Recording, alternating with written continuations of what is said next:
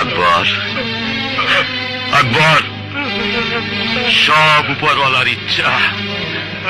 আল্লাহ ওর কপালে এটাই লিখে রেখেছিল।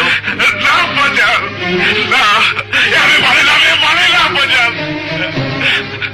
সব কিছু বলে তুমি আব্বাজান, তোমার লোভের পাপ পড়ে তুলো আমার,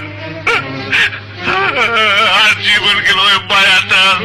আকবর, তুই, আমি, না, তুই আর আমি তো ভিন্ন না। না বাজান, না, একটা একটা অনেক পাক।